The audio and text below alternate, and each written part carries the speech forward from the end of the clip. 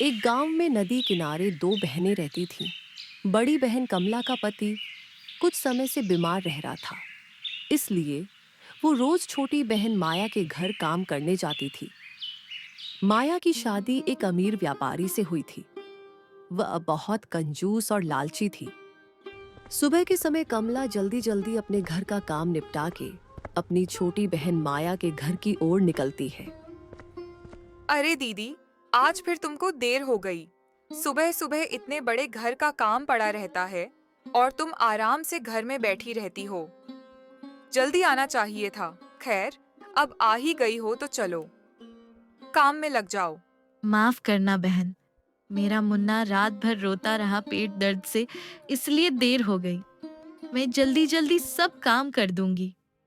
ठीक है, चलो। पहले आंगन और बैठक अच्छे से झाड़ पोंछ दो।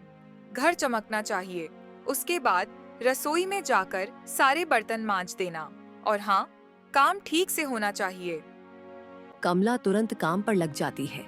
सबसे पहले माया के घर का आंगन बैठक और सारे कमरों में झाड़ू पूछा करती है। वह एक एक कोना साफ करती है। फिर बर्तन मांजने बैठ जाती है। उधर माया आराम से बैठकर चाय पीती है। अच्छा, सुनो, सारे काम तो तुमने कर ही दिए हैं। अब ये ध्यान रखा है, इसमें से अच्छे अच्छे चावल चुनकर साफ कर दो। टूटा फूटा चावल और कचरा अलग कर देना।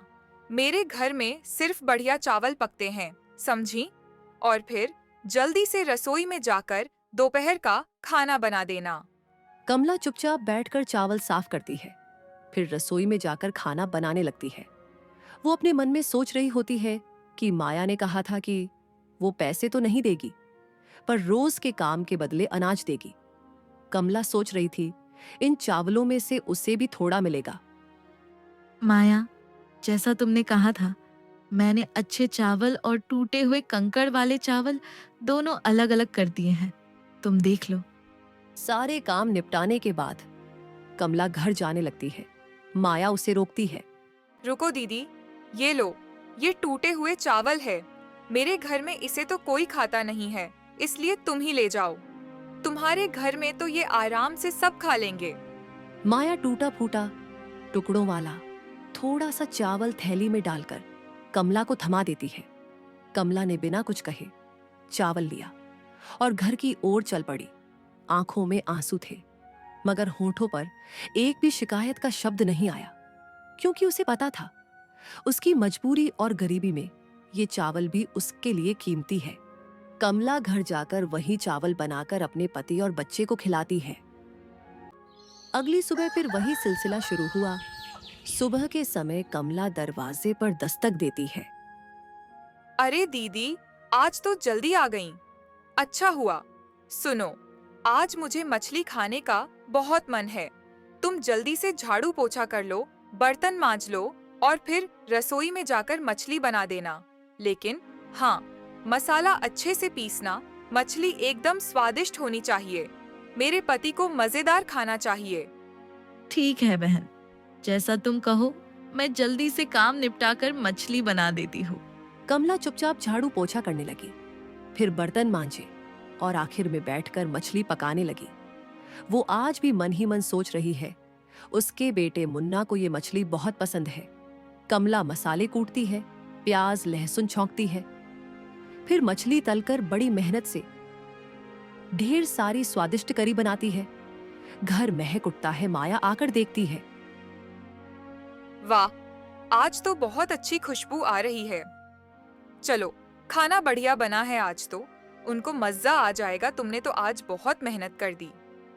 माया और उसका पति आराम से बैठकर मछली खाते हैं। कमला की आंखों में एक आस झलक रही थी कि शायद आज उसे भी माया थोड़ी सी मछली देगी उसके बेटे के लिए। शाम के वक्त कमला अपना काम पूरा करके घर जाने लगती है। रुको दीदी, आज तुम्हारे लिए भी कुछ है। ये लो, कल रात का बचा हुआ चावल और सब्जी पड़ी थी। तुम ये अपने घर ले जाकर गरम करके खा लेना।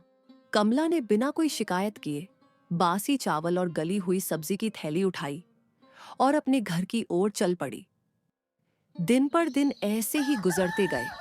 कमला हर सुबह माया के घर काम करने जाती और लौटते वक्त माया कुछ न कुछ बासी या खराब खाना उसे देकर भेजती। सुनो दीदी, कल तुम जरा सुबह सुबह जल्दी आ जाना। मेरे पति को व्यापार में बहुत बड़ा लाभ हुआ है, इसलिए कल हमारे घर पूजा का बड़ा आयोजन होगा। बहुत सारे मेहमान आएंगे, ढेर सारी मिठाइयाँ और पकवान बनने हैं, समझी ना? मुझे तुम्हारी पूरी मदद चाहिए। ठीक है बहन, जैसे तुम कहो मैं कल सुबह जल्दी आ जाऊंगी। जो भी काम होगा पूरी मेहनत से करूंगी। अगली सुबह कमला जल्दी उठकर अपने घर का सारा काम निपटा कर जा रही थी। अचानक उसका बेटा घर के बाहर आ गया। माँ, आज तुम इतनी सुबह सुबह कहाँ जा रही हो? मौसी के घर तो तुम 8 बजे जाती हो, तो अभी कहाँ जा रही हो? और घर के सारे काम भी जल्दी खत्म कर दिए? क्या बात है माँ? बेटा, आज तेरी मौसी के घर बहुत बड़ा आयोजन हो रहा है। तेरे मौसा को व्यापार में बहुत लाभ हुआ है, इसलिए वहां पूजा रखी गई है। बहुत सारे मेहमान आएंगे और ढेर सारी मिठाइयाँ पकवान बनेंगे, इसीलिए मुझे आज जल्दी जाना पड़ रहा है। माँ, बहुत सारे लोग आ रहे हैं, तो मौसी ने मुझे भी तो बुलाया होगा ना? तुम मुझे लेकर क्यों नहीं जा रही हो? अरे बेटा, तेरे पिताजी की तबीयत ठीक नहीं है। अगर तू मेरे साथ चल जाएगा तो वो घर पर अकेले हो जाएंगे, इसलिए। ठीक है माँ, आज मौसी के घर मिठाइयाँ बन रही होंगी, वो हमारे लिए भी देगी ना? तुम लेकर आना माँ, मैं इंतजार करूँगा। तुम जल्दी आना। हाँ बेटा, बस तू अच्छे से रहना। मैं काम करके जल्दी लौट आऊंगी। और सुन बेटा, अपने पिताजी का ख्याल रखना। उनकी दवाइयाँ खिड़की के पास रखी हैं, उनको समय से दे देना। कमला अपने बेटे के सामने कैसे भी बहाना बनाकर चली गई। वो सोच रही थी कि उसकी बहन ने सारे गांव को निमंत्रण दिया, पर उसे एक भी बार नहीं बोला कि तुम अपने बेटे को भी साथ लेकर आना। माया के आंगन में चहल पहल थी। बड़ी बड़ी देगचियां चढ़ चुकी थीं। हलवाई बुलाए गए थे और तरह तरह के पकवानों की खुशबू पूरे घर में फैल रही थी। केसर बादाम वाली खीर, पूरी, कचौरी, पुलाव, मिठाइयां बन रही थी, मानो पूरा घर स्वाद की खुशबू से महक उठा हो। अरे, तुम आ गई तो अब जल्दी जल्दी काम निपटाओ। देख नहीं रही हो, हलवाई आ चुके हैं और पकवान बन रहे हैं। मुझे सारे बर्तन साफ चाहिए। वो कोने में जो पत्तल पड़ी हैं, उन्हें भी गिन कर रख दो। आज हमारे घर बहुत मेहमान आने वाले हैं, कोई कमी नहीं रहनी चाहिए। सबसे पहले तुम घर के बाहर झाड़ू लगाओ, फिर जहाँ पूजा होगी वहाँ झाड़ू पोछा करो, फिर पूरा घर साफ करना। ठीक है बहन, मैं सब कर दूंगी। तुम निश्चिंत रहो, तुम्हें आज शिकायत का कोई मौका नहीं मिलेगा। कमला जल्दी जल्दी सारे काम करने लगी। उसने एक एक कोना साफ किया। धीरे धीरे पूजा का समय भी आ पहुंचा। माया सजी धजी अपने पति के साथ पूजा के स्थान में आ बैठी। उसके चेहरे पर शान थी, सिर पर गहनों की चमक थी। गांव के सबसे बड़े पुजारी को बुलाया गया था। पूरे विधि विधान के साथ पूजा हो रही थी। सारे मेहमान भी वहीं बैठे थे। कुछ देर बाद पूजा समाप्त हुई। मेहमानों को बैठाकर पत्तल में भोजन परोसा गया। सारा गांव माया के छत में स्वादिष्ट भोजन का आनंद ले रहा था। खीर की खुशबू, मिठाइयों का स्वाद और पकवानों की रौनक चारों ओर छा गई। हर कोई स्वादिष्ट खाने का मजा ले रहा था। सबको खाना बहुत पसंद आया। फिर धीरे धीरे मेहमान खाना खाकर अपने अपने घर चल गए। घर में अब शांति छा चुकी थी, लेकिन अभी भी बहुत सारे पकवान और मिठाइयां बच गई थी। अरे दीदी, आज तो भगवान की कृपा से बहुत बड़ा आयोजन हो गया। इतना सब पकवान बना, इतने मेहमान आए, पर देखो, ये देखो, कितनी सारी मिठाइयाँ और पकवान अभी भी बच गए हैं। तुम ऐसा करो, इन सबको उठाकर रसोई में अच्छे से रख दो, और जो मिठाई के बर्तन में नीचे मिठाई के चूरे और शक्कर की परत है, उसको निकाल कर अलग कर देना। कमला सिर झुकाकर बिना थके, बिना कुछ कहे सारी मिठाइयां, पकवान और बचे हुए व्यंजन रसोई में ले जाकर जमाने लगी। माया अपने कमरे में एक पोटली लिए खड़ी थी। उसने कमला को अपने कमरे में बुलाया। लो दीदी, ये तुम्हारे लिए है बड़े बड़े बर्तनों में मिठाई के जो टूटे फूटे टुकड़े बचे थे और जो चीनी के चिपके हुए टुकड़े किनारों पर लगे हैं थे, ये सब तू ले जा, तेरे घर बेटे को खिला देना, क्योंकि मेरे घर तो ये सब कोई खाता नहीं है। कमला चुपचाप मिठाई के टुकड़े लेकर अपने घर की ओर निकल गई। उसने एक शब्द भी नहीं कहा। आज वो जान गई थी कि उसकी बहन के अंदर इंसानियत नाम की चीज ही नहीं है। रोते रोते ठोकरें खाती कमला जब जंगल के रास्ते से गुजर रही थी, तभी उसकी नजर उस पुराने मंदिर पर पड़ी। गांव की मान्यता थी, उस मंदिर की रक्षा स्वयं नाग देवता करते हैं और कहते हैं, जिसने भी नाग देवता से सच्चे मन से कुछ मांगा, उसे कभी खाली हाथ नहीं लौटना पड़ा। हे नाग देवता, आज मैं आपके चरणों में आखिरी बार आई हूँ। अब मुझसे ये गरीबी, ये बेबसी नहीं सही जाती। हर रोज अपमान झेलते झेलते मेरा दिल पत्थर हो गया है। अगर आपको सच में दया आती है तो मुझे यहीं दस लीजिए, ताकि मेरा जीवन यहीं खत्म हो जाए। मेरा बच्चा अब और मेरी आंखों के आंसू न देखे। आज भी वो मासूम मेरा इंतजार कर रहा होगा कि माँ मिठाई लेकर आएगी, लेकिन मैं तो बस ये शक्कर का चूरा और टूटी फूटी मिठाइयाँ लेकर घर लौट रही हूँ। क्या जवाब दूंगी उसे? कह दूंगी कि तेरी माँ दूसरों की थालियां साफ करती है और रोज बदले में बस ये टुकड़े पाती है। नाग देवता, बस अब मुझे यहीं अपने विष से मुक्ति दे दीजिए। कमला का हर शब्द नाग देवता के कानों तक पहुंचा। नाग देवता ने सब कुछ सुना, लेकिन उसे डसा नहीं। उनकी आंखों में भी मानो करुणा उतर आई थी। कमला रोते रोते वहां से जा ही रही थी, तभी अचानक नाग देवता के चारों ओर एक तेज रोशनी फैलने लगी, मानो उन्होंने कमला को आशीर्वाद दिया हो। कमला जैसे ही अपने घर के बाहर पहुंचती है, उसका बेटा दरवाजे पर बैठा उसका इंतजार कर रहा था। उसकी आंखों में चमक और चेहरे पर मासूम उम्मीद थी। माँ, तुम आ गई। देखो ना, मैं कब से तुम्हारा इंतजार कर रहा था। क्या तुम मेरे लिए मिठाई लेकर आई हो? माँ, जल्दी से पोटली खोलो ना, मुझे आज मिठाई और पकवान खाने हैं। कमला कांपते हाथों से पोटली खोलती है और तभी एक चमत्कार घटता है। उस पोटली में ढेर सारी रंग बिरंगी मिठाइयां, लड्डू, जलेबी, पेड़ा, कचौड़ी और स्वादिष्ट पकवान नजर आते हैं। उसका बेटा खुशी से उछल पड़ता है और मिठाइयां खाने लगता है। हे भगवान, ये कैसे संभव हुआ? मैं तो सिर्फ चूरा और शक्कर लेकर आई थी। ये मिठाइयाँ, ये पकवान, ये सब कहाँ से आ गए? सचमुच वो क्षण किसी चमत्कार से कम न था। कमला ये समझ ही नहीं पा रही थी कि ये कैसे हुआ। कमला धीरे धीरे घर के अंदर जाती है और वहां का दृश्य देखकर उसकी आंखें फटी की फटी रह जाती हैं। उसका घर सोने चांदी से भरा हुआ था। इतना ही नहीं, उसका बीमार पति जो महीनों से बिस्तर पर पड़ा था, अचानक खड़ा हो जाता है। उसके चेहरे पर तेज और शरीर में नई ऊर्जा थी। हे भगवान, ये कैसा प्रकाश है? ये सारा घर सोने चांदी और हीरे जवाहरात से कैसे भर गया? और आप ठीक हो गए, आप अपने पैरों पर खड़े हैं। ये कैसा चमत्कार है? अरे कमला, ये क्या हो गया? मैं तो बिस्तर से उठ भी नहीं पाता था और आज मुझे बिल्कुल अच्छा लग रहा है। और इतना सोना हमारे घर में कहां से आ गया? उसका बेटा भी मासूमियत से कमला से सवाल पर सवाल पूछता है। फिर कमला अपने बेटे और पति को सारी बातें बताती है। ये सब नाग देवता की कृपा है। मैं तो माया के घर से सिर्फ शक्कर और चूरा लेकर निकली थी।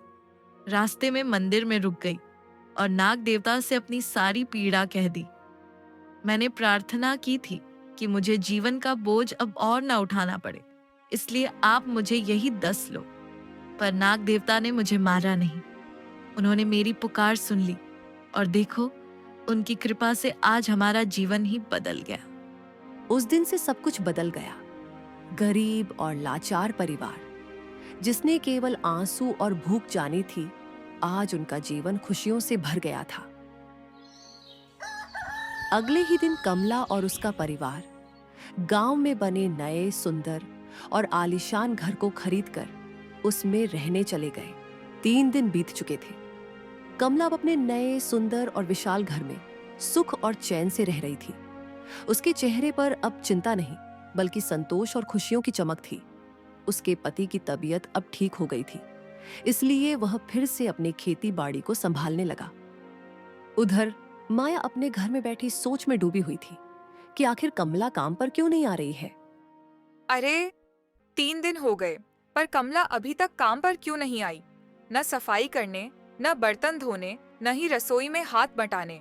कहीं बीमार तो नहीं पड़ गई, या फिर कुछ और बात है? इतना सोचकर माया ने अपने नौकर को आवाज दी।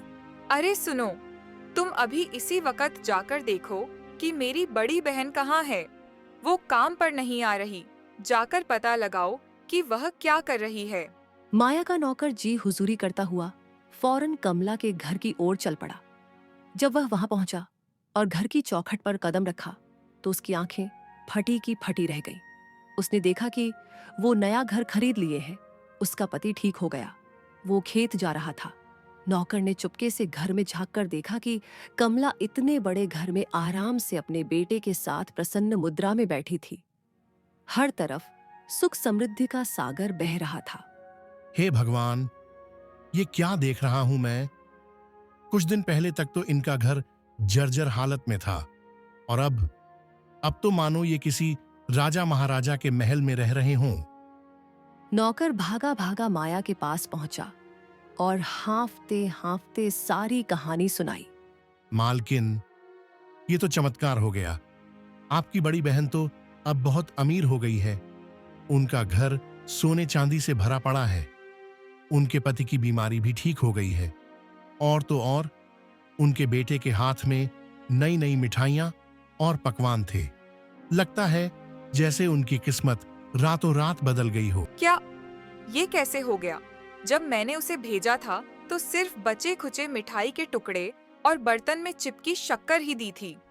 फिर ये सब मिठाई, वैभव और दौलत कहाँ से आ गया? वो नौकरानी अचानक इतनी अमीर कैसे हो गई?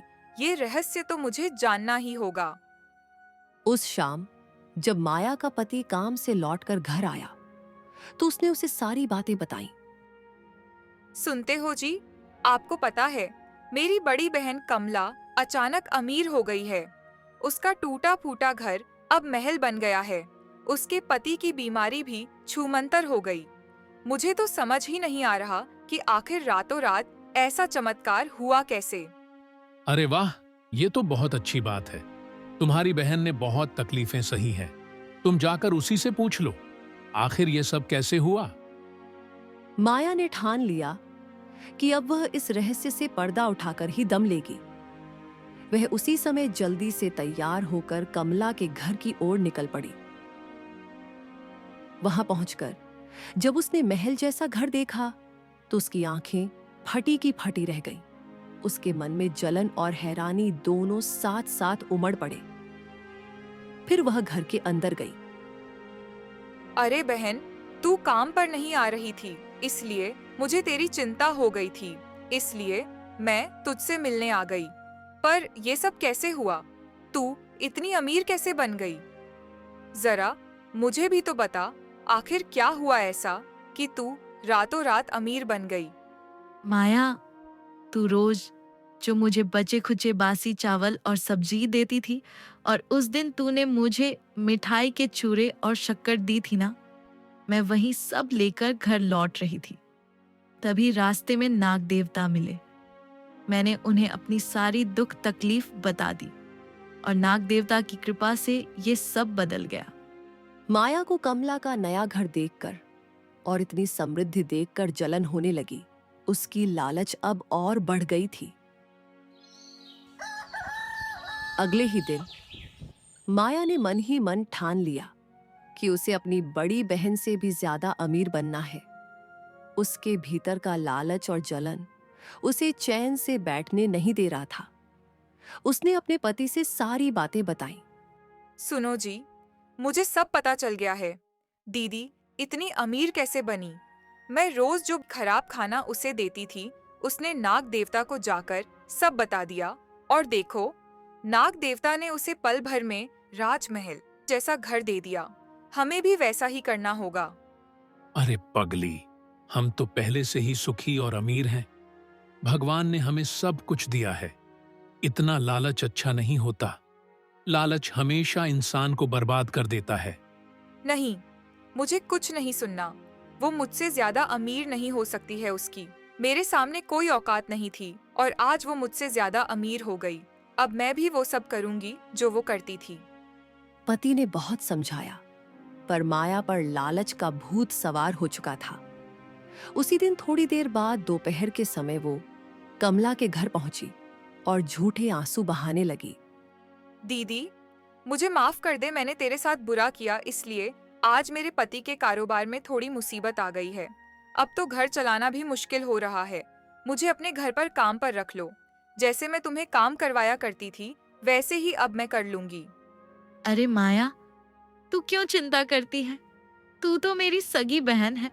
तू बोल बहन, मैं तेरी पूरी मदद करूंगी। अरे नहीं दीदी, मुझे पैसों की मदद नहीं चाहिए।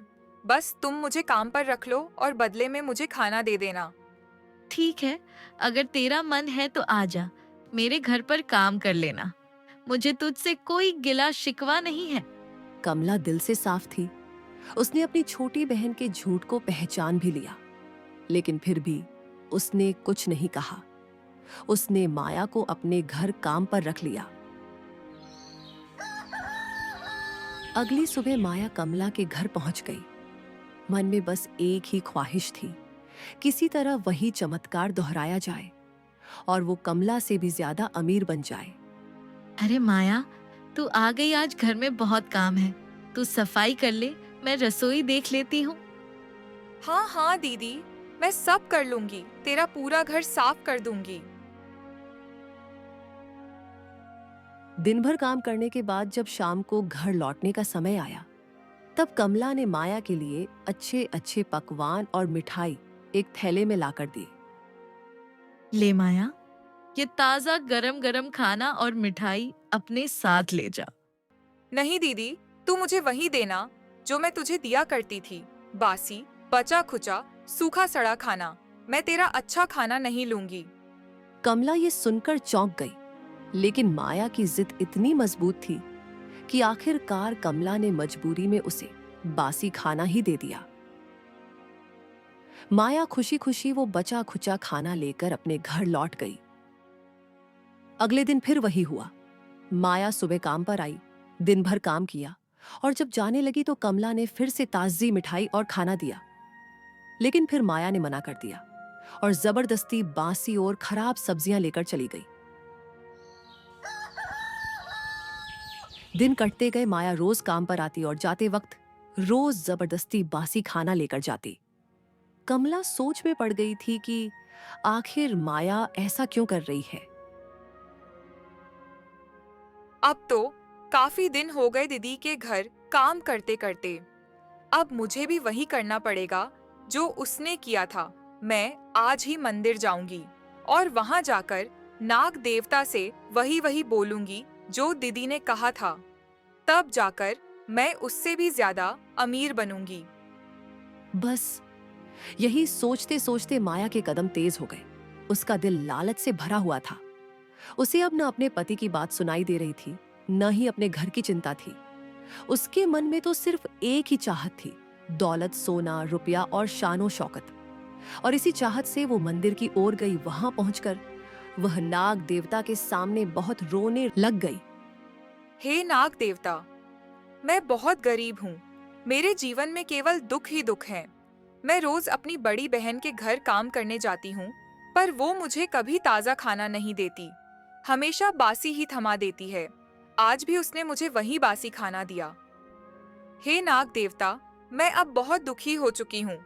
आप मुझे यहीं पर डस लीजिए ताकि मैं इस दुखी जीवन से छुटकारा पा सकूं। अचानक मंदिर के भीतर गूंजती हुई एक भारी आवाज सुनाई देती है। अरे मूर्ख स्त्री, तू लालच में अंधी हो चुकी है। तेरे दिल में अपनी ही बड़ी बहन के लिए जलन भरी हुई है। मुझे सब पता है।